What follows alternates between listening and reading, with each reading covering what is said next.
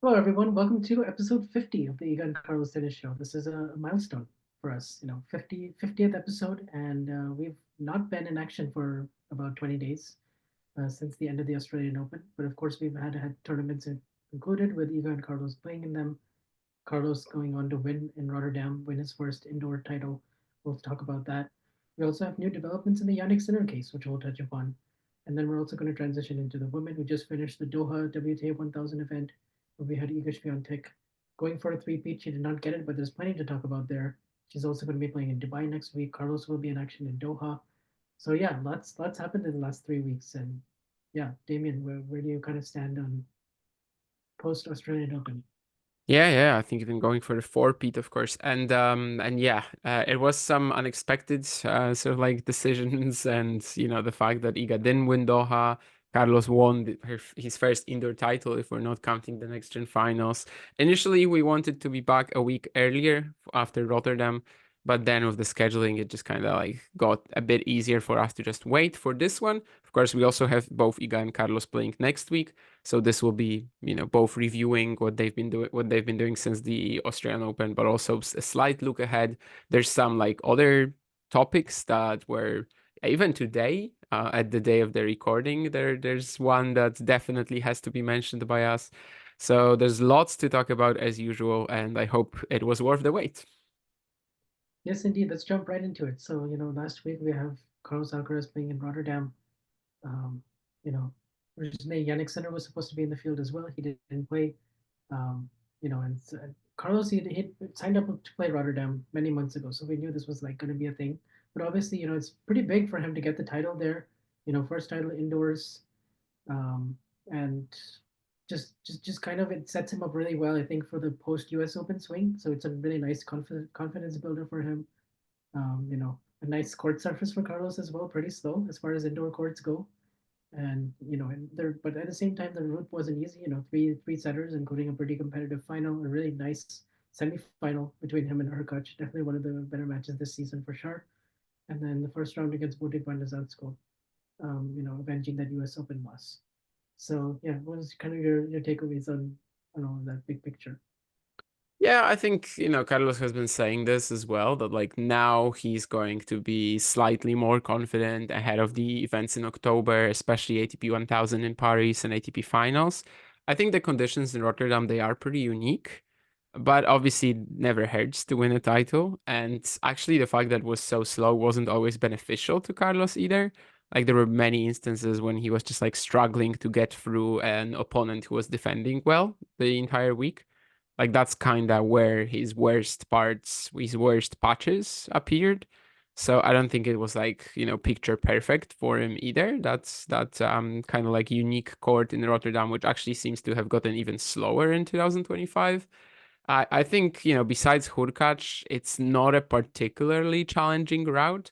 Like obviously, Carlos doesn't have the same dominance over Alex de Minaur as Yannick does, but they only played three times, not 10. So we don't really know how that rivalry will like progress. But maybe for him, it's a slightly more tough. It's just a slightly tougher opponent than it would be for Yannick. Even if you might remember that in 2024, there was that final between Sinner and Deminor, and maybe that was the best performance that Alex ever put in against Yannick. So I think, yeah, these last two matches, they kind of made this run entertaining. Besides that, sure, I mean, Vavasori, Martinez, it was just like very clear from the get-go that they are not able to touch him, that they don't have that sort of like weaponry in order to beat him. But certainly, I think especially the match against Hurkacz will be coming back to, that 1-4, love 40 comeback in the opening set. You never really know what could happen in that match. Like if Carlos doesn't win the set, if Carlos doesn't win the game, of course it's now four matches against Hurkacz. All of them have been, yeah, just so tough. There was even a match point in Cincinnati, right? And then yet Carlos has won all of them. He's dominated the tie breaks, losing one in Rotterdam here, but otherwise was much better in them. And just overall, obviously it's always slim margins, but he always wins. And considering how Hurkacz was playing in Rotterdam, I think that was a pretty massive win for sure. And also to get that final, well, like not playing his best, but then just get that, I don't know, like a 5 game run where he's unplayable. And I guess a lot of this week was also just about that. about kind of like timing these 5 game runs well. Yeah, that's a good point. I mean, especially in the first round, I mean, coming into it, he was wearing the nasal strip, so it was actually a good week for nasal strip boys because Casper Ruud also made the final in Dallas. But but coming in there was some talk of how he's feeling and obviously not at his best. And right away in the first round, he's playing a home crowd favorite, and Bote van de Zandschulp was pretty good indoors, and so it's not like he could, just win that match playing at 50-60%. He had to be sharper. And in the third set, he did raise his level because he was down break point in the opening game, and there it was kind of dicey for a little bit, but he managed to win. I think 6 of the next 7 games really. Take that third set 6-1, and had a little bit of a blip in the second set, and in the first set he was down a break like twice as well. So there were some challenging moments there. And then you mentioned Vavasori Martinez instead of Felix Auger-Aliassime and Rona. We ended up getting those. But I think it was a very manageable one-sided 6-2, 6-1 wins. Not a whole lot to talk about there, but it was just kind of he could work on his own. He could work on his game, and kind of the match was always in his racket, so he could try different shots. I think the serve was more of a talking point because the new service motion, we could actually see it. How does it really play out on a slow court? Is he able to get more free points? Is he able to kind of set up his reliable, because it was also bouncing pretty high, so it set up his kick serve was setting up the forehand really nicely. I thought throughout the whole week, and his forehand quality was pretty good throughout. Um, and yeah, I mean, in general, he could just kind of impose his game a lot more. The steal scores were pretty high. He was able to kind of, whenever the opponents came at him, rushed him at the net, he was kind of able to, he had that little bit of extra time to kind of show his explosive, creative arsenal, which I think suits him pretty well. But of course, we saw that in the Hurkacz match because Hurkacz, we can talk about now, he was down 1-4, love 40. And, from there, so close to a 6-1 set for Hubie, and he goes on this 5 game run where he just plays miraculous tennis. Like, I mean, just unplayable for those 5 games. Like, just stealing points that he had no business of winning, like hitting these ridiculous slices as well. Like, that stood out to me is really good, like defensive slice where he's able to get it just below the knees of the guy at the net. And Hurkacz is a very good volleyer, and he had some good volleys, but they just weren't good enough because even though he dropped them short with backspin, Carlos was able to kind of buy himself enough time and then use the speed and cover the ground eat it up each time. So I don't know. Like overall, at the end, I was pretty amazed at the level from both. I thought Hurkacz was playing at a really good level that week. He'd beaten Rublev, who was starting to get some of his form back. He was playing like the kind of QB before the injury, let's say, like before the Wimbledon injury of last year, and he was looking really sharp. So for Carlos to pull through that, and he could have won it in straights because he was up 5-4 in the second set tiebreak. He hits like the double fault, I think, and then loses the next 2 points, and but then he just races through the third, and he goes to a 3-love lead. And yeah, you're thinking, in the final against Diminor, it's going to be harder for him than it is against Yannick. But at this, because they also have that Barcelona match where he saved 2 match points, and then there was the Queens final where he'd beaten him before. But this, you really felt like Alex just raced his way through the draw, without any sets dropped, anything. So I was expecting a somewhat competitive final, and I actually don't think he played that well in the final overall, Carlos. But from 2-all, 15-30 down in the third to the end of the match, he was pretty good, and he was kind of able to run away with it. Diminor also actually struggled more physically in the final than Alcaraz did because he was also battling some kind of an illness. But overall, I thought it was just positive that he could win that title because I think, frankly, anything less than a title in Rotterdam would have been a little bit disappointing. So the fact that he did get the title in the end, I think is just like, that nice monkey off his back, and kind of makes sense for him to play at Rotterdam going forward rather than, the Golden Swing because, given the kind of caliber player that he is, plus just that the conditions suit him so well and he can kind of stay in Europe, I think it just makes sense scheduling wise for him to keep on playing this every year when he can. Yeah, I think it's pretty clear he's not going to be playing the Golden Swing. Like, yeah, it's also clear that Rotterdam is also not the most important event on the calendar for like anybody but Talon Griekspoor.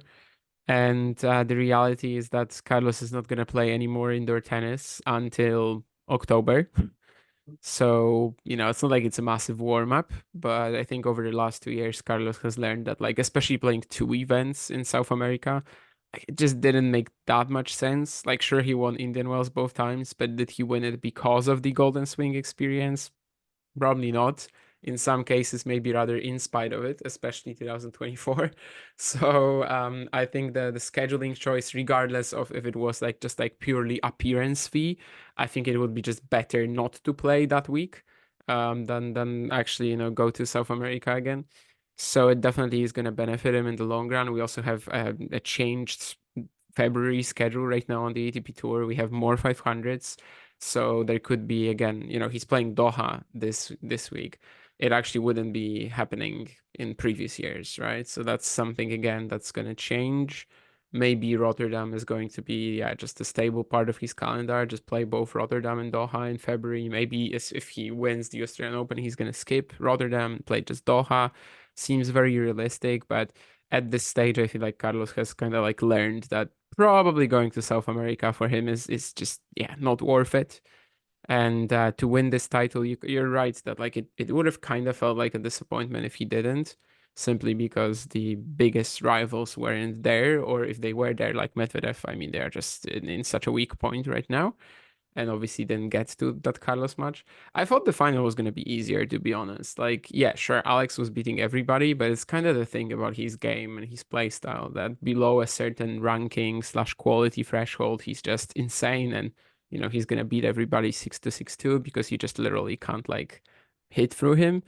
And then maybe on a court like this, and it's this slow against Alcaraz, against Sinner, he just can't really attack them because his own ground strokes, it's not really what his game is about. Like they don't have that much regular depth, pace, quality. But no, I mean he fared pretty well. I agree that it wasn't Carlos's best match of the week by like definitely not. But again, it was all about that 4 game run, which basically came at just the right time. So it's great to win this title. It's a good confidence builder. Is it something that's going to like change his legacy and make us think, oh yeah, remember that season Carlos won Rotterdam? No. But after all, I mean, these guys play like what, 15 events a season. Not every single one of them is going to be career changing. Yeah, for sure. I think he also became the youngest to win a title on all the different surfaces, if you call it indoors. Youngest active player certainly. So Also a 500 on every title, on every surface, right? also 500 on every single one. Yeah, 6 in total. I think 2 of them are on clay, but the rest is all yeah, spread out more or less. He also won Beijing, so he kind of got indoor hard, outdoor hard 500. Those are his last 2 titles since Wimbledon. So yep, now goes into Indian Wells and you know going for 3 in a row. This actually has not been a good year for three peats so far with Madison Keys uh, stopping Sabalenka. Then in the NFL, in the NFL they were going for 3 in a row and they didn't get it. I So mean, I'm just gonna trust you with this. I don't know, but sure. yeah, it's no. I mean, I'm just joking. Of course, it's not really relevant to tennis, but nonetheless, where I was going somewhere with this. Yeah, I was just gonna say that Indian Wells has been a successful tournament for him on the calendar, and this part of the season is going to be important for Carlos. I think to kind of close in on the number 2 ranking, just kind of Maybe even close in on the number 1 ranking because of some news that we just received today. yeah. So it's a good transition actually because I was going to transition into the news that we just received today, which is that the Sinner's case is coming to a resolution, and in fact, it has come to a resolution today with the fact that he's been handed a 3-month ban through a water resolution agreement, basically a settlement from both parties, coming to the conclusion that, well, the 3 months, starting from February 9th to, I believe, May 4th, so Sinner will be banned until Rome. And he'll get to play Rome and he'll get to play Roland Garros. Certainly, I mean, based on what we know about the case, what we know about the negligence of his team, like 3 months, like as a time itself, seems reasonable to me. It seems like the amount of time, like if that he should get in terms of a punishment, but at the same time, the timing of it is very convenient, isn't it? That he doesn't have to play any more majors. I mean, he doesn't have to skip anything. He doesn't have to skip Wimbledon, Roland Garros. Whereas before, we would have had to wait till the middle of April, and then we would probably not know about it for a while, and then yeah, and Wada was pushing for kind of 1 to 2 year ban, which felt very extreme. But at the same time, last year, ITIA's ruling of no ban, no fault, no negligence also felt a little bit like, there's we can find a middle ground between the two, basically. And so now they've reached that conclusion, and well, yeah, a lot of people have many different reactions to it. What's kind of your take? Yeah, I mean, you're right, it's convenient. It's not like we haven't seen this before. I've brought up that Verdasco ban a lot, where like, yeah, he's out for 2 months in the off season and he still has time to return for the Australian Open. Like it's just kind of the same thing. Like for Jannik, I think any like real punishment would be missing at least one slam. Did I think though he deserved this real punishment? Lukewarm. I mean, his case is worse than Świątek's. It's just like kind of more obvious that at least somebody on his team should have been aware. Not even Jannik, maybe, but at least somebody on his team. Whereas with Iga, it seems like, well, I mean, maybe there were some extra precautions she could have taken, but like we're really going further with this. So there has to be maybe like a, 1 month there, so 3 months here. Am I okay with it? Myself, I am very okay with this. It doesn't feel like he was actually punished though. It definitely feels like something that like, they needed to do. And they felt like, yeah, we need to kind of like show that this is not just going to be forgotten. And sure, 3 months ban, it's a thing, but if he is able to return for Rome and the French, I don't think it's that big a deal. But again, it's not like I was really like actively pushing for him to get banned or something like that. After all, that's kind of where we are, I suppose. I just think that it's definitely not the worst thing in the world for Yannick, and it's also clear why he took that deal, right? Just didn't want to wait until April, wasn't sure what was going to happen in April, and perhaps he even gets the same decision in April, and there's 3 events that he's going to miss at the Grand Slam level, or maybe two.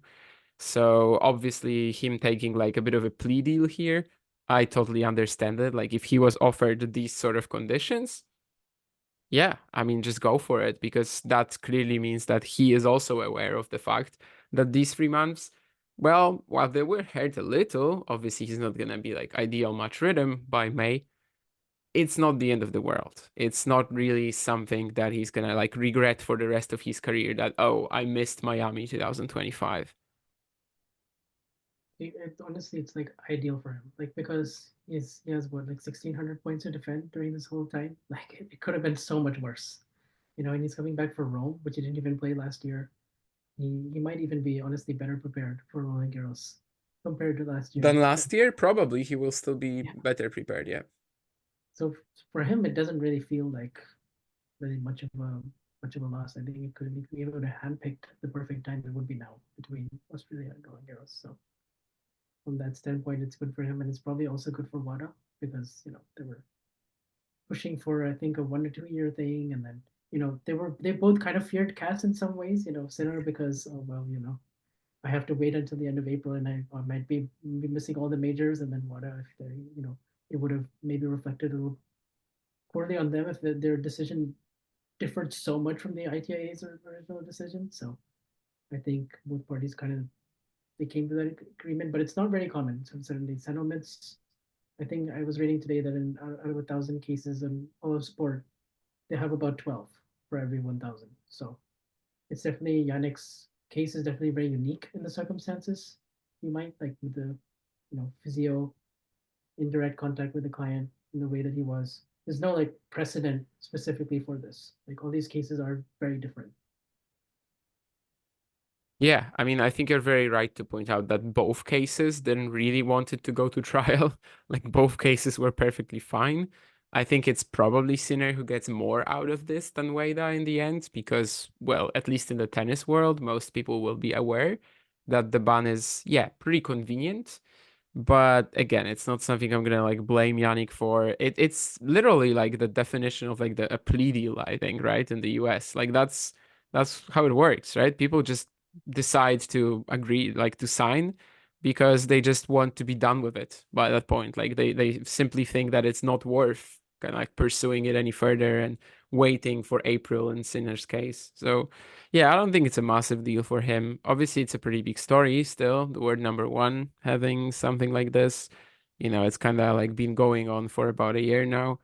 Well, maybe half a year. The whole case. It's not the best look for tennis as a whole. But yeah, I don't think it's really that big a deal for Jannik.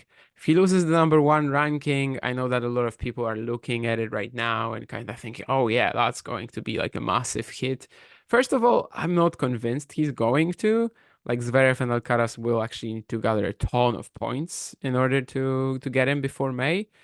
And also, I guess I just think getting to number one is much more important than staying in that top spot generally. Like, sure, it matters if you have 300 weeks or 50 weeks as number one. It matters if you have 100 or one.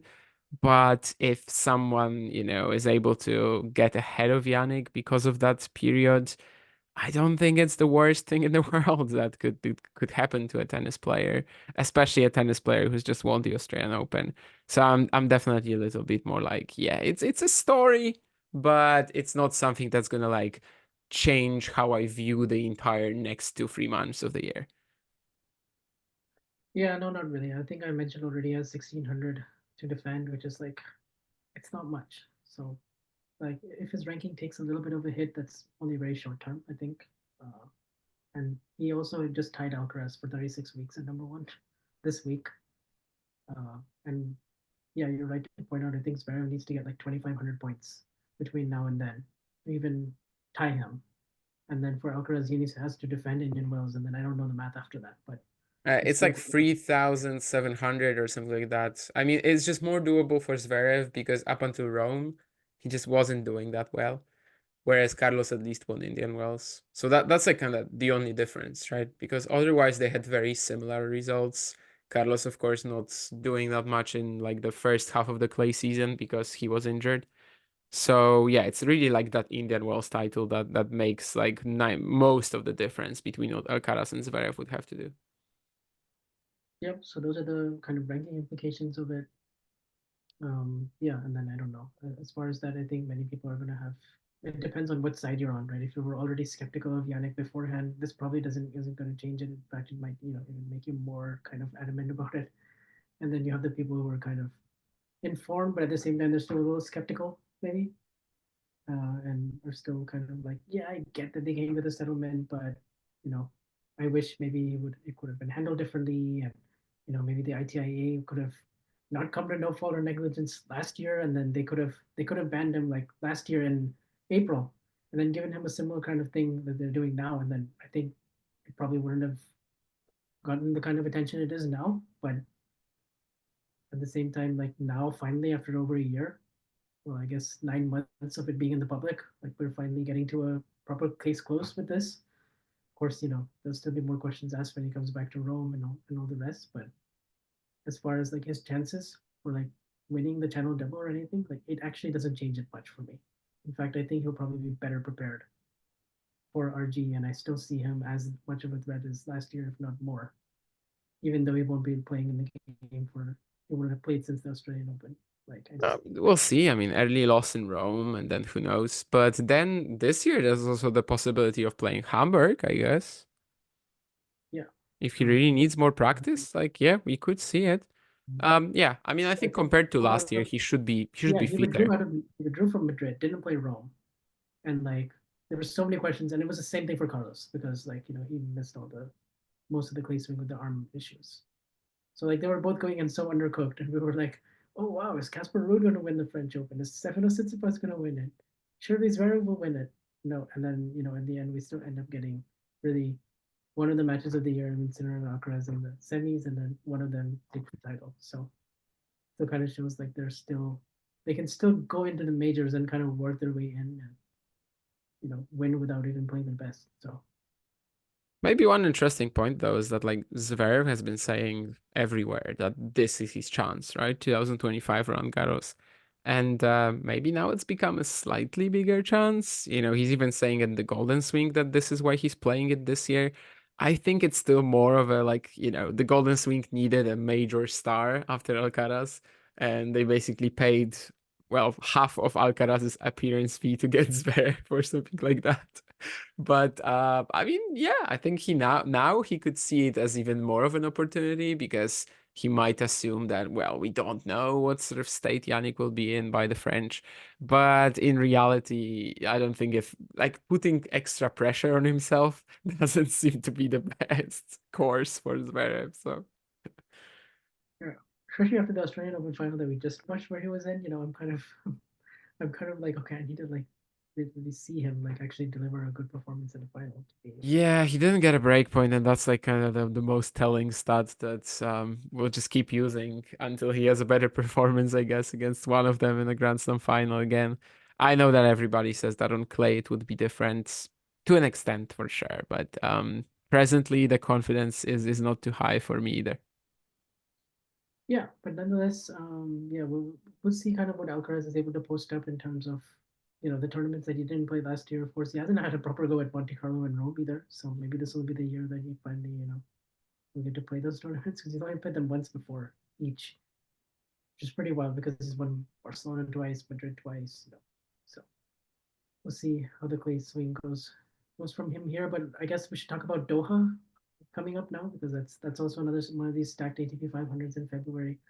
Of course, we don't have Sinner playing now, but we have Djokovic, and so Djokovic and Alcaraz is a potential semifinal. That's kind of like the big story of the draw, I guess.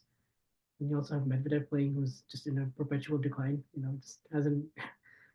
If you watched him at all in 2025, you'll see that he's definitely a bit confused as to what the proper way to play it now is. Like he's definitely in a bit of an identity crisis, where nothing is really not able to get the kind of free points off the serve, and he's not doesn't have the same physicality that he once did even 12 months ago. The confidence is really all over the place.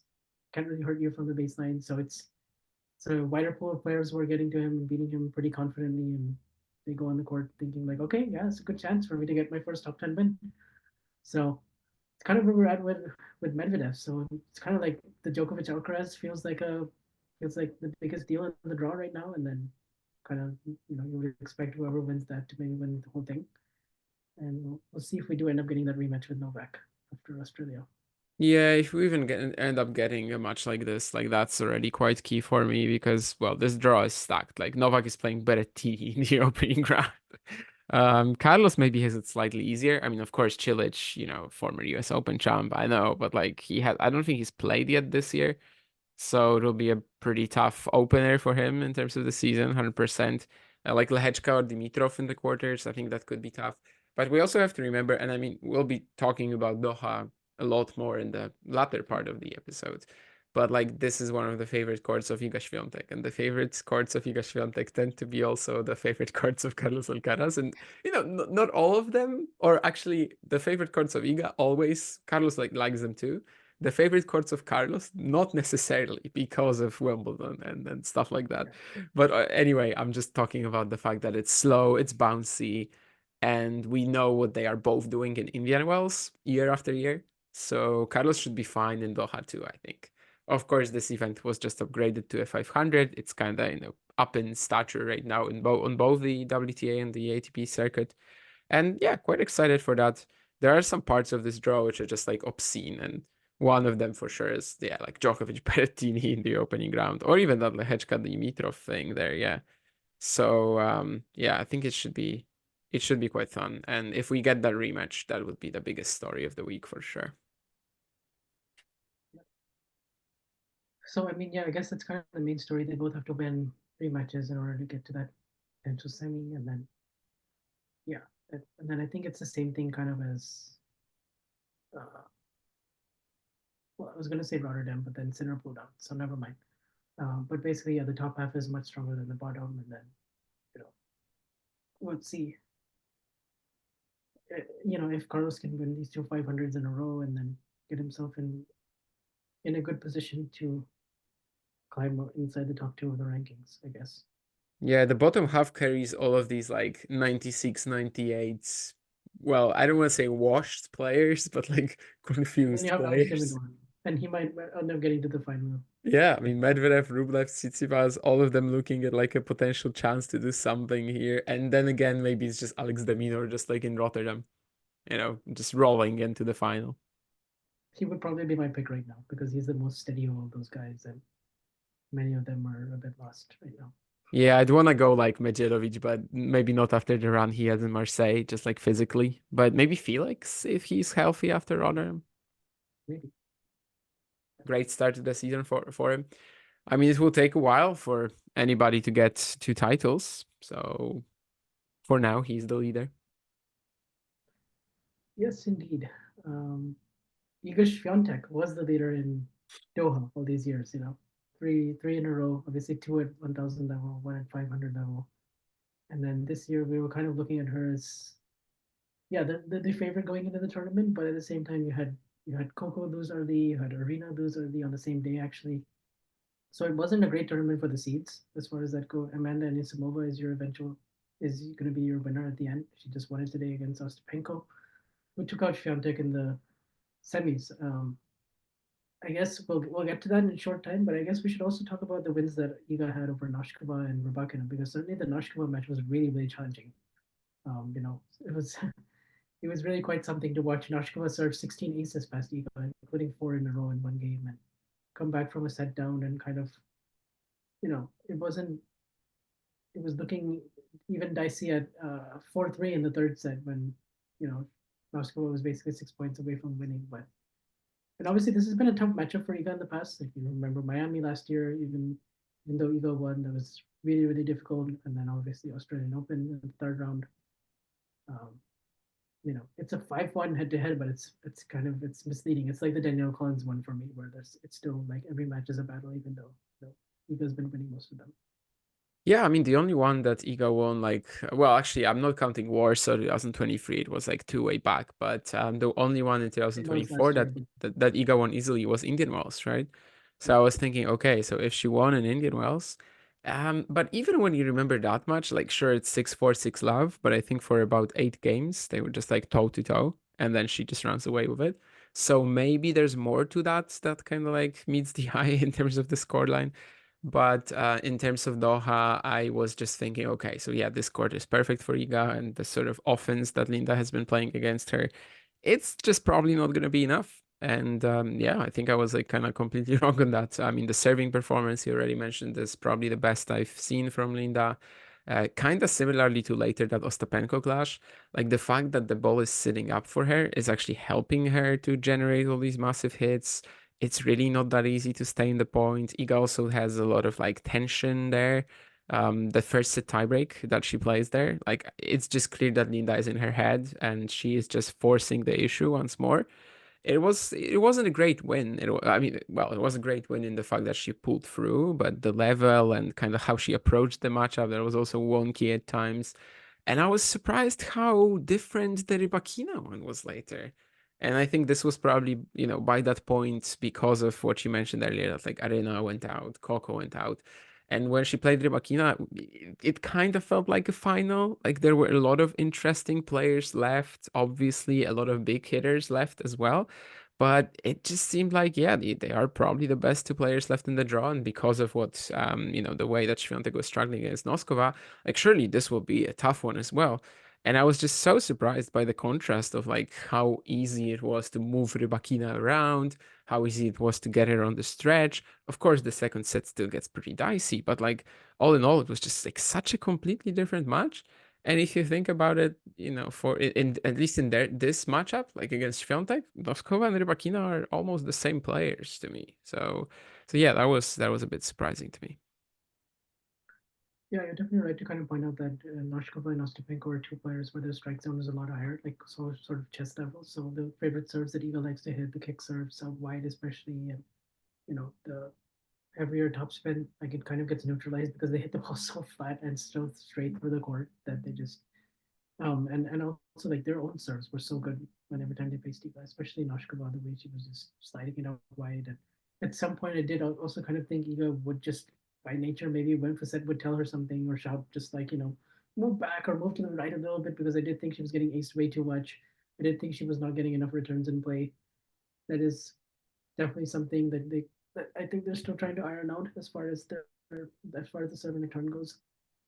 But and then from the baseline, yeah, there was a lot of tension in the Noshkova match. I mean, just frustration, you know, a little bit of insecurity and a little bit of mini panic. But then she did do a good job in terms of like gritting it out.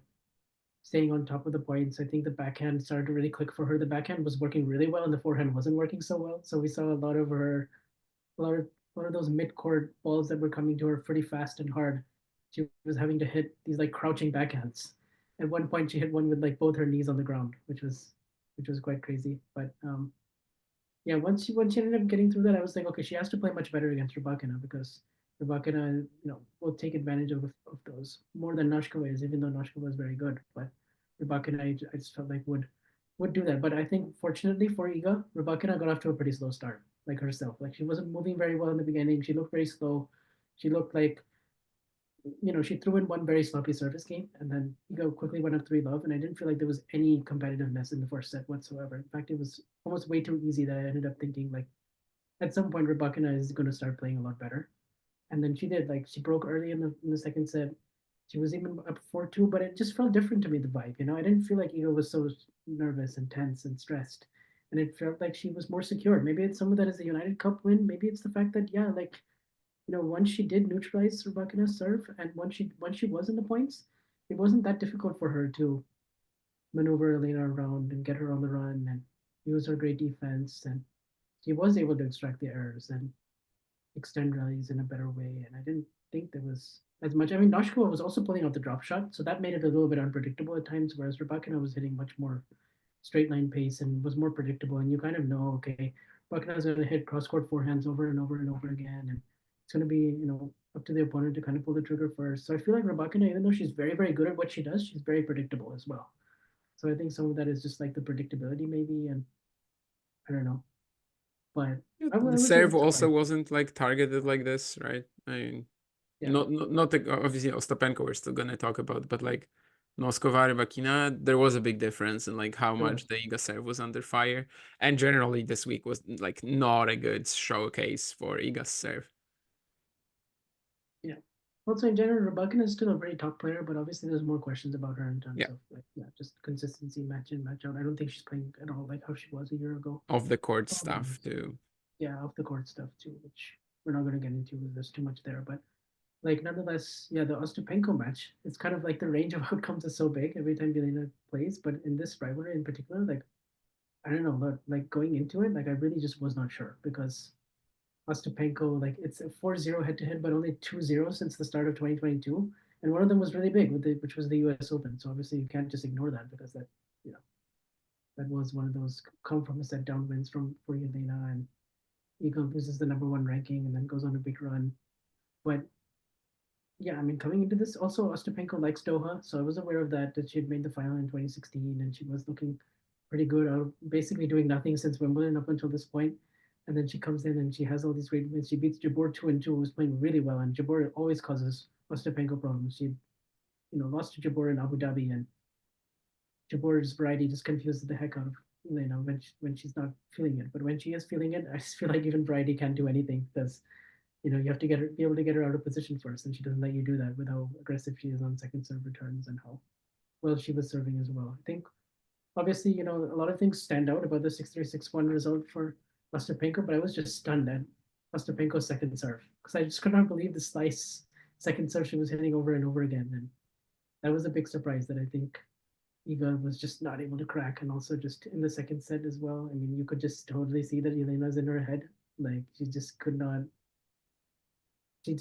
really play anymore at some point. I just feel like, the dejection and the whole like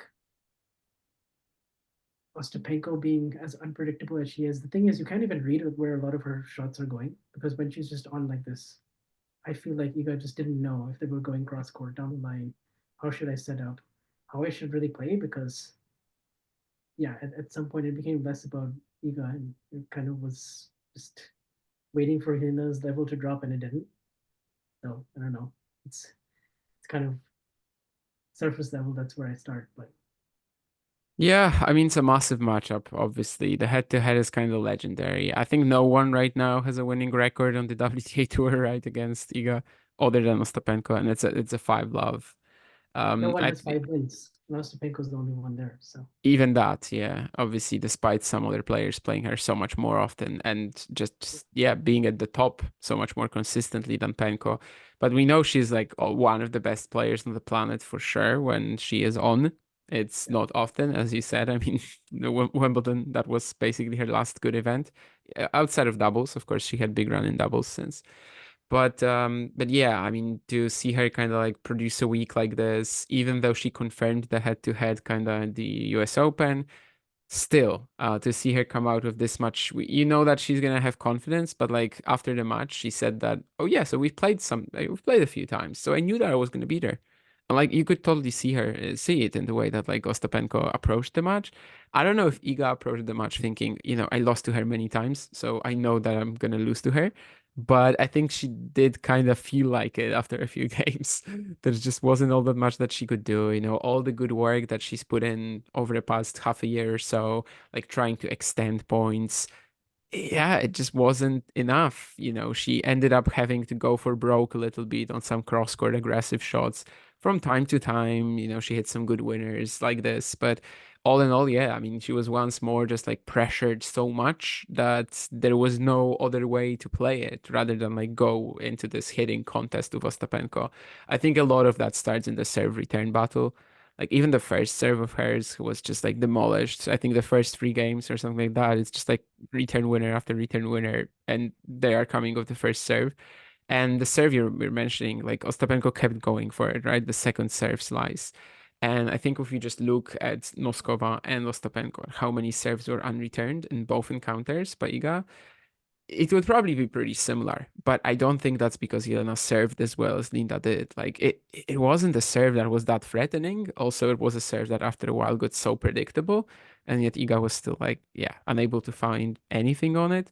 I've seen a few takes about this match that I kind of really disagreed with, as in like, Iga tried everything, but she couldn't do anything against Ostapenko. Like I think the attempt to fight with Jelena was pretty feeble here. People will say that like, they hope that the intensity would be very different if this was a slam. Hopefully, yeah. I mean, if we see them playing at a slam or anywhere really from here, I want to see a more competitive match. It ended up like it was very short. I can't say that the match was a bummer, but like we were expecting a battle, something like when they played in Dubai 2022. And this was just a match where like for an hour straight, you're just amazed with all the winners that Ostapenko is hitting.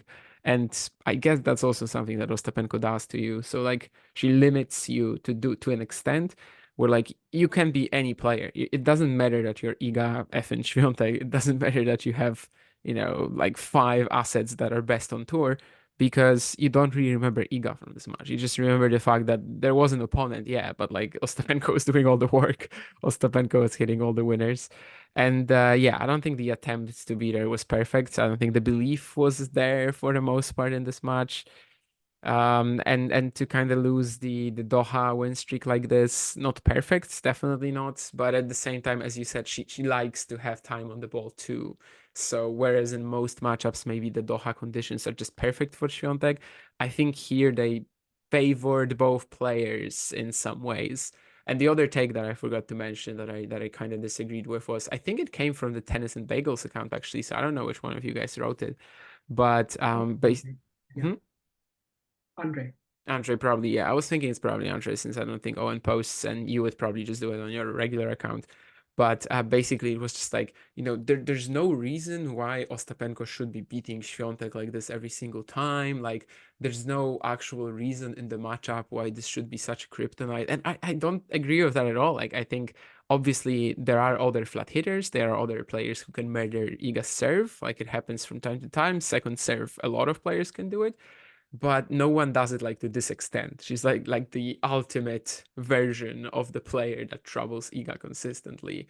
And I don't think she's gonna beat her 10 times in a row, but it's not like there isn't like a matchup issue there, and also an issue with, the mental aspect of it by now.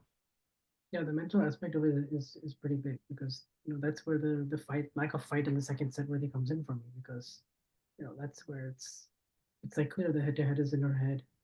Ostapenko is in her head as well. I mean, the way Ostapenko celebrates after every single point, win or lose, like I mean, she really gets up for this matchup. Like it's not just and like she knows she's gonna win.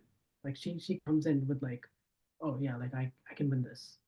And it's like, a lot of people will see it as cockiness, and it is cockiness to an extent, but at some point it just helps her in this particular match where she's had success, and she's usually peaking every time she plays Iga. And like the head to head, like I saw, for instance, Sebastian compared to like, oh, Sinner, or like Sinner and Medvedev. It was once 06 and now it's like 8-7. And or like, Federer and They're not gonna Nadal. play this many times, right? Yeah, and I'm like thinking they're gonna play once every 18 events, 20 events, and every time Ostapenko will just be peaking. And so I just don't, I don't think there's like any, like, Ego fans should have like false hope that this is going to turn around and be one of those cases, because they're not meeting every week. So I just think this could be one of those really funky head-to-heads, and that's fine. Like, it's not going to define Swiatek's legacy. She's going to go on and win many more big titles from here, and Ostapenko will keep peaking from time to time, and will just happen to be the best player one week, and then it'll just be very up and down. But like, yeah, this is like the if you were like to design a perfect opponent to play Iga, like this is the one, because it's just you know flat hitter, yes, but very very unpredictable, and like just completely a disregard for whoever's on the other side of the net. Like, it doesn't matter who is playing Ostapenko when she's playing like this, because I saw many other takes as well, which is like Iga's lack of variety really hurts her. Like, she should be using drop shots. She should be slicing. She should be doing this. I'm just like, well, you saw like what Jabeur did, like the round of four, and like that didn't really work. She also won 4 games, and I know in general Jabeur has a much better head to head, and she does kind of have the short take backs that absorb flat power really well, and she does have a few other things that would help her out compared to Iga right now in this matchup. But it just doesn't really matter, because Ostapenko is just unique. She's kind of a unicorn, and yeah, that's where I think there's like that disconnect, because there is like that one style of player that bothers Iga, but they're much more manageable and predictable for her when it comes to game planning against versus Ostapenko, which is just yeah. Yeah, I think what you said about her mentality as well, Stepanko, like obviously sometimes she can just like fall into some antics, and actually a lot of the time. And she's definitely such a colorful character, and she's gonna complain about every single Hawkeye live call and stuff like Every this. single one, even if it's like 10 feet out, she's gonna be like, no. Yeah, I actually wish they showed it during this match, because there was a moment when she hits a double fault. Because actually, the only game that I think Iga wins in the second set was like what, 3 double faults from Penko? I think it was the case. But like, she hits a double fault and she's waving the finger, that she wants to see the call. And they didn't show it on my broadcast, but I was already there with like my button on the print screen button. Well, my finger on the print screen button. Yeah, that was what I was gonna say. But unfortunately, they didn't show it. But it would have been another one of these moments where she's asking for a challenge and it's like this out. But I loved her mentality in general in this match, that she was just like, I don't know, she hits a stupid error and she's like smiling about it. She's just taking it a little bit better. And that seemed to help her. I mean, yeah, just the entire week she kind of was playing like this. And maybe that's something she can kind of look at going forwards, just take these losses and turn them into something that's like funny for her rather than annoying. And I think it worked out really well alongside the confidence that she had in this Iga matchup. I also like this point that we made on like a preview we did on Świątek Ostapenko for another show. But basically something that like came naturally out of the discussion was that like this match can't be a good benchmark of how Iga's like partnership with Vinci Set is going and stuff like that. Because if someone joins your team as a coach, and like you're working in the off season, you're not really gonna be working towards a good matchup with Ostapenko, because yeah, you're just not gonna play her that many times during the year. You're still gonna be looking at Goff, Sabalenka, Rybakina. And I'm not saying that like, this is why Iga lost or something like this, but this is also maybe why, it's just such a unique opponent. She hadn't played her for 15, 16 months. And maybe it's going to happen again. Maybe Ostapenko is actually going to have a stronger, more consistent set of tournaments. But I think it's probably what's probably going to continue is like that. Like over the past year, whenever we ask the question of like who of, let's say, a 13, 16 seed range Iga doesn't want to see in her draw, who is the one opponent that like potentially in the quarters or the semis at pretty much any event, even the French Open, she would be Yeah, scared of. And that's the answer to that question will remain Jelena Ostapenko. it will remain regardless of what court they play on. It's going Yeah. to be the same thing at Roland Garros. Doesn't change, I think. Yeah, I mean, But she's already won Roland Garros, you know? yeah, she won Roland Garros with this exact same approach and it hasn't changed since. So, but on the ego side of things, obviously the serve and return is the most important thing. Like at some point, the rallies, by virtue of having a better serve and return, you're just going to be in more of them, and then you will just inevitably have more chances. But the serve itself, like the first and the second serve, the spot serving, like it just has to be way better. Like it just has to because otherwise it will just get eaten alive, like it did here. Like she actually did her second serve actually did hold up better than her first. Her first serve was just getting crushed. Like I I don't think it was also like so default by her, like for her by now that in Doha, you know, the kick serve is really good. yeah. So like I She gotta plays do English. it. I That's gotta how do it every time. But Ostapenko just eats it up. I mean, yeah. I don't know. Like so unless she's going for like I don't know, some other slices, extreme spots, which sometimes she was, and she was going bigger on the second serve. It did come at a few more. There were a few more double faults, for instance. There were some like mini half chances in the first set, especially like from 3-love it becomes 3-2. I think there was a 15-30 there, and then it's like Iga has to be perfect everywhere else if she's not going to make up that serve return dynamic. And I just think at some point the snowballing just got so much where Ostapenko just started hitting so many winners, and Iga just whenever she did have like one good look to be aggressive on her forehand, like she just missed it because she wasn't at this point like she just wasn't engaged in terms of like fighting every single point, being there because there was no belief anymore, and that was quickly gone. And the one game that she did win in the second set was three double faults by Ostapenko. So it was kind of similar to the U.S. Open in that sense, unfortunately, where the one game that she did win it was what basically was the last time that Iga lost 4 games in a match? The Bakina Indian Wells, yeah, 23? Indian Wells when she had the Yeah, bit of a hip injury, I think. So almost 2 years. And also a very good court for her generally. so yeah, but just in general, I still think it puts her. It's not like this is not like a major setback for me, because she's won Doha twice or three times. Like it doesn't change my opinion of her, like going into Indian Wells or going into Dubai, or it just means that like Ostapenko is one of these rare unicorn cases where I can't even find like a historical comp to this because there just isn't one, where it's like that much of a gap in achievements and quality, and then or like consistency, but then you just have that one kryptonite where you just win, you just go 5-0. I think there's this obviously he won the Australian Open in doubles and he was also top 10 in singles. Wojciech Fibak from Poland. He always says that Vitas Gerulaitis was like afraid of seeing him in the draws. And their overall head-to-head is like 8-8. So it Yeah, doesn't fully track, but there was a moment when Fibak beat him like 5 times in a row. And maybe there you would kind of see something like this. I mean, probably there's some decent historical stuff that we could find if we likely get into it. But yeah, since I started watching tennis, I don't think I've really had something like this. I mean, Novak Djokovic against Ivo Karlovic, I guess. Um, maybe they should just practice together. I don't know. It's not gonna happen, but Doubles together Penko and at the Swiatek French. play doubles. They should practice. She should call Ostapenko over for a training session. Rafael Nadal, Dustin Brown.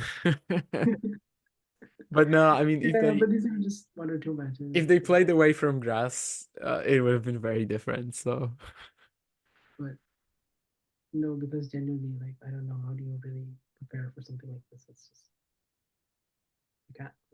So, but regardless, I mean, the wins over Rybakina this season, the form that we saw at the Australian Open. I don't know. Maybe this year she wins Dubai, and then it's like even better start to last year. yeah, I mean, But she lost the points in Doha, but it does kind of give her more freedom in a way, but also maybe more pressure in Dubai. maybe Definitely she has should be more quality. exciting to watch her at this event now. Now that she doesn't have that like let's say, safety net. And like, yeah, I mean, we could talk about her draw, but I just saw Rybakina as another potential semi, and Rybakina Ostapenko is actually a first round, so or Wow. second round, I guess. So they could play each other, and then we'll see. Although actually now I'm thinking about it, in 2022, after Ostapenko won Dubai, she did get to the semis in Doha the following week, and then she was like one match away from playing Iga again. But I think she loses in the semis to Kontaveit, and then yeah, Swiatek beats Kontaveit in the final. So maybe we'll get close again next week to another match between them. Okay, by the way, my head-to-head example was even worse. Like the guy's 4-9 against Gerulaitis, and he says that. Okay. Well, So yeah, okay, just don't trust him. But basically, probably there's a historical example that we just don't know about. But yeah, I haven't really paid too much attention to the draw in Dubai, to be honest. But I will do it now. but yeah, I mean, you also have Sabalenka golf again in the top half, and I mean, in general, the theme is like the most of the WTA champions this year are actually like throwback talents, are actually like teenage talents. You know, you've got Bencic winning in Abu Dhabi, you've got Amanda Anisimova. They all like did something really remarkable as a teenager. They were at one point here to win slams. Madison Keys. Madison Keys, Australian Open, like Okay. By the way, I know it wasn't Gerulaitis, it was Guillermo Vilas, and it is 8-8. So I wasn't that wrong. And feedback won their last 5 clashes. So okay, yeah, it there was a moment when something like this was happening. Never mind. Okay. This is the end. This is the last time I'm mentioning this. yeah. Well, maybe nobody beats Jelena Ostapenko 6 times in a row. Just like nobody beats Vitas Gerulaitis 17 times in a row, I think. And then Djokovic says, "Oh, well, I'm going to go 20-0 against Monfils." Yeah, so it's like Azarenka Kalinina for the second round for Swiatek. That doesn't sound that bad. How that Maya? Yastremska could be tough, I guess, on the courts in Dubai. I mean, we have to remember, like last year, Iga looked perfectly fine on them until the Kalinskaya match, right? Yeah. So And that's where she kind of ran a little bit out of her. yeah, Mentally, I think she had hit a wall in that Kanskaya match. We saw a little bit of frustration and just, a bit of a dip in form. But this time she should have more left in the tank. This should be a little bit of less pressure just because she hasn't won this tournament before. So, yeah. It's in a way, it's a little bit more pressure, but at the same time, just maybe it's gonna be actually a bit more exciting, considering that yeah, when she won Doha, you're just thinking, okay, so this is whatever happens here, it's fine. And yeah. still, obviously, going semis in Doha, I don't know, quarters in Dubai, it's not the end of the world, not at all. But now, yeah, the tournament just kind of has more significance for Iga. Yep. And it's one of the few 1000s where yeah, she hasn't won. So, but she made a final, I think. Yeah, she made a final 2 years ago. So that's kind of a yeah. Best result final. Yes, last year she picked up Madrid, which she hadn't won before. So kind of you pick up a new 1000 or a new big title that you haven't won, it always feels good. But Yeah, yeah. I mean, 2023, right? Was it Dubai? Of course, she was kind of like on track to win it, then gets that cold. Krejcikova is also a player that like has troubled her on some occasions with a different set of skills than Ostapenko. But it was winnable for her. Yeah, the last 2 editions, Dubai was definitely winnable for her. So I'm definitely not of the opinion that like, yeah, she's just destined to lose in the quarters here or something like that. She's definitely among the tournament favorites. She's not the overwhelming tournament favorite though, like she was in Doha. yeah. And I guess something else that people will talk about is like for a while we had the WTA stability, but at the start of this year we haven't had like a title by any of those people at the very top. I guess Coco United Coco, counts. I would count it, yeah. Yeah, it counted too. But aside from that, we had Sabalenka losing early, we had Goff losing early. Sabalenka you thought was going to win the Australian Open, didn't happen. Just like Iga also came close in the semis, but regardless, there isn't like one clear dominant player right now at this moment. But there's There isn't. And I think that's because of that, Iga's season is also looking a bit better than it would be otherwise. Because if like all the others are firing, then maybe we'd say, okay, yeah, so she's getting like lagging, she's lagging behind or whatever. But it doesn't feel like it's the case. Australia, she goes to the semis. Obviously, Sabalenka goes one round further, but they lose to the same opponent. Here, she makes the semis as well, and all the other semifinal, like the rest of the semifinal lineup, they're not exactly like randos, but still, it's Alexandrova, Anisimova, Ostapenko. It's not really players that we're going to see in the top five, at least not in the next 1 month or so. And yeah, it just kind of, when you look at the WTA race or something like that, it's clear that she's still among the mix. It's clear that she's still among the top two, three players in the world for sure. And maybe, yeah, because no one else is like stepping up week in, week out, we kind of can look at it from like a bit more of a, yeah, I mean, she's right up there. It's not like anybody is presently just running away from her and is basically ready to dominate the sport this year. We haven't had a player like this season. Yeah. I mean, it's actually been a while since Iga's won a title because she hasn't won one since Roland Garros. So, but it's not like she hasn't been. It's not like she hasn't played good tennis since then. So, like you're saying, in terms of top two, top three level. And yeah, we look at it. I guess still another chance for a double next week because they're playing in the same week, both in the Middle East. I guess we'll call it a Middle East double if it does end up happening. We're still, it's not quite Indian Wells, Roland Garros, where you think, okay, there's a good chance here, but at the same time, yeah, should still be a good week. I'm optimistic for two deep runs at the very least. Yeah, that will of course determine as well when we will meet with you guys again. Could be in a few days if they both lose early. Maybe we'll wait until the end of the events anyway. But yeah, I think at least one of them will have like a final in store here for us. So probably it's not gonna be for a while. But yeah, Carlos playing Doha for the first time. It's definitely just kind of taking over from Iga maybe. Iga won it 3 times in a row. Maybe it's Carlos's turn now. Feels like these chords, yeah, should be just pretty perfect for him too.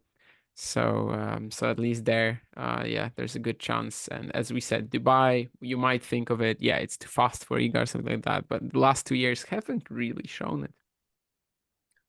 Yeah, another player that I did want to touch on is actually I'm going to go back to the men's side because we were sticking with the women just now, but Joao Fonseca is the biggest story in terms of you know next gen talents now.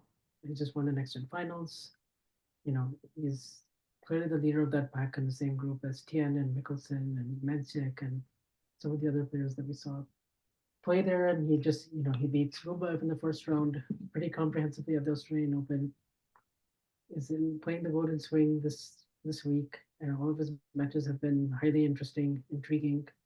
You know, 3 set matches against, and he's been playing Argentinians. He's been winning. He's in the final, and he's just on this like run of form that, or the same type of trajectory that we were talking about when Alcaraz and Sinner were basically 18 and 19. So he's kind of in that same tier already in terms of excitement, buzz, game, eye test, you name it. So we're kind of wondering, who is going to be the third guy in that group to kind of step up and challenge Alcaraz and Sinner. And for two years ago, it definitely looked like Holger Rune was that guy coming off the Paris Masters title. He was number 4 in the world, although he had a very good first half of 2023 up until Wimbledon. He made those 2 clay 1000 finals. He made, Roland Garros quarters, Wimbledon quarters. You were kind of thinking like he's still the guy. Even at the end of 2023, I was kind of like, okay, he's still top 8. He's still, but then, the last 15, 16 months have gone by and we've not seen Holger really step up and show that kind of level at all since then. And it seems more and more that like actually, like he might get overtaken big time by Fonseca now. So Yeah, Fonseca is the front runner right now. I mean, guys like Draper, Menchik, they're gonna be more solid probably, but like, yeah, they don't have the same upside. Fils, Rune, we maybe thought they might have the same upside, but it's still like pretty much in theory. With Fonseca, it seems like it's already here. Like there's still so much to improve, but Jesus, I mean, the guy is just like the story of the Golden Swing this year. Nobody cares about Alexander Zverev and Holger Rune playing these events. Well, Holger only played one.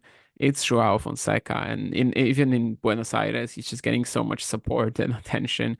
We'll see actually how this ends up working out for him because obviously he's had some intense battles. He's had a medical timeout as well today. We are recording this after he beat Laszlo Djere to make his first ATP Tour final.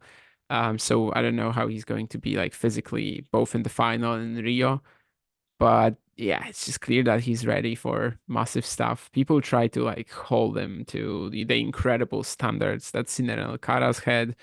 Sometimes they like forget what sort of losses Sinner and Alcaraz also used to have when they were 18, 19. Losses that are perfectly normal for the age that the player is at. They just want him to be like Alcaraz right away. And of course, he's not quite there yet. But even this week, it's just so much like figuring stuff out when he's not playing all that well. There's also so much we are learning about Joao's game, especially the match against Navone, the conditions being so heavy and him basically having to like go to a style that I don't think I've seen from him before and like grinding from way back behind the baseline, just trying to make literally every single return in. Then, of course, going forward to today, the conditions are much quicker. And like with some great serving, he's able to set up all these aggressive plays. Yeah, I mean, he's the man, he's the name right now on the ATP Tour that everybody is watching. And he does look like the front runner in that conversation you brought up. Yeah, for sure. And he has that combination of like, explosiveness, but also like can't miss power. That just like that, reminds you of those great players that are front runners to win slams right now. It just feels like, yeah, kind of waiting to see who's gonna join that generation. But it's like if Fonseca gets there, he's basically already taken out, those 1996 to 1998 players that we're sort of worried about, and the other players that we thought were going to be, contenders like Feast. And I'm not saying they're not, like they're still going to be in the conversation. Feast and Draper and some of these players are all still going to be. Everybody here is still going to be like between 5 and 30 in the world. You just feel like you're rotating constantly. But like Fonseca, you pretty much already know he's a generational talent. Just have to watch him for maybe 30 minutes, and then you'll just know right away because it's like that obvious. Yeah, I definitely think so. I mean, it's been very hard for me to like answer this question, like even to myself, like whether I feel about Joao Fonseca the same way I did about Alcaraz when he was 15, 16. Like, was it the same sort of like, yeah, I mean, this guy is just it, and like he's gonna win slams 100%. It probably wasn't. I think partially because of again the standard that Carlos set, and like it was just so tough to replicate this and some of the talents that we've gotten on tour the last few years, some of the young guys, like they just have been so good that maybe Fonseca in a way didn't like fully stand out to that extent. But obviously, yeah, I mean, from his very first challenger appearances, the guy was insane for his age, was already serving so well despite it was like just a kicker. But to set up these like inside in forehands, he was using it perfectly, some ridiculous ball striking talent, needless to say, despite not having the consistency. I think it's been pretty clear like the junior days, it's way more important to have the weaponry, even if it's not like fully tuned in yet.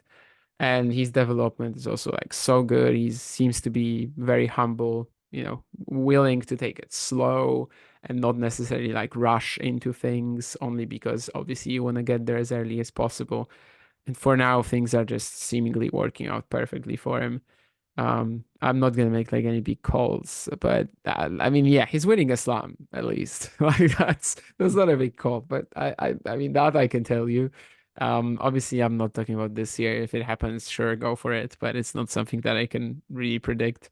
I'm also not gonna tell you where he's gonna finish the year, but well, it will be pretty high in the rankings. It will be pretty high.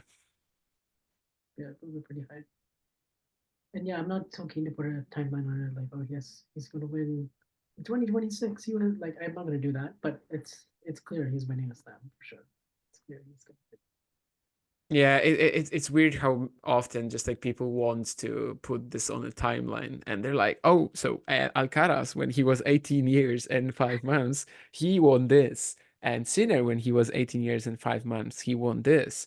But if you like really go back into their records, they also had some pretty abysmal losses, and Joao has had them, and he will keep having them. And I'm not even talking about the Sonego one in Australia. That's obviously not abysmal, but like, yeah, I just hate all these arguments that like, I don't know, Joao Fonseca lost to Jan Choinski in November. Surely he's not that good.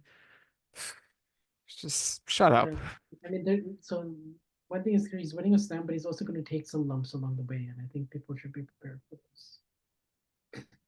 those lumps because I don't know when you also have a game that's like that explosive, that complete, like that, right in your face power. Like there are just going to be some sets. He's already played them this week where he's just making like 20 on 4 stars, 20, 25 on 4 stars, just a little bit too impatient, like just pulling the trigger too early.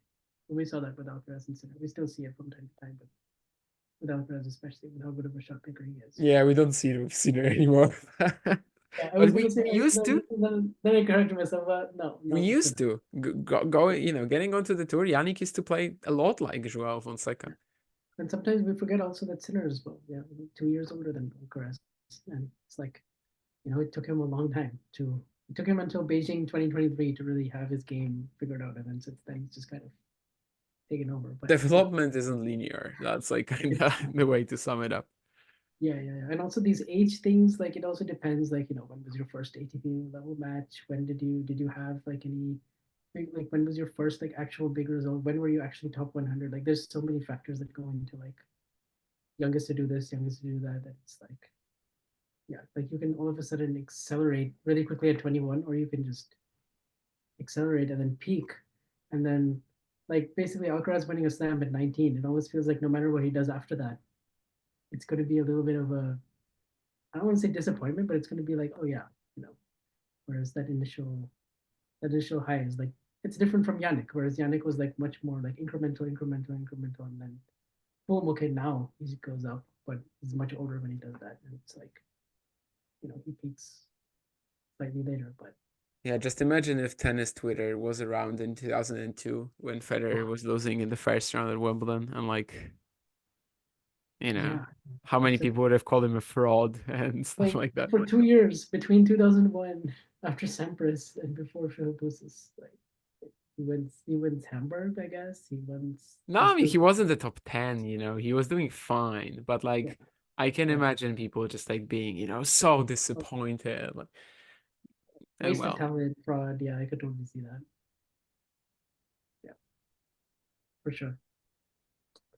But yeah, that is also one thing that these players have to deal with that wasn't the case at all before social media. So that is going to be a big part of it. That's already been a big part of it for Iga and Carlos. We'll see how the rest of them also. And we'll see how Iga and Carlos do in the Middle East this week, and then we'll be back with more. We'll be back with episode number 51.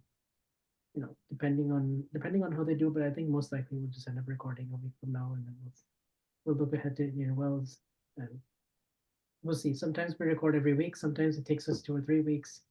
So it just kind of depends. But on average, we're doing about 2 episodes a month, and I think that's fairly good and consistent for a show like this. yeah, clearly you can't depend on us too much to be regular with this, but well, that's where we are. Obviously it's a passion project and we do have a lot of other stuff that we also have to do. Not always easy either to like set up for the right time. In case some of you guys don't know, me and Vansh are 9 hours apart in terms of the time difference.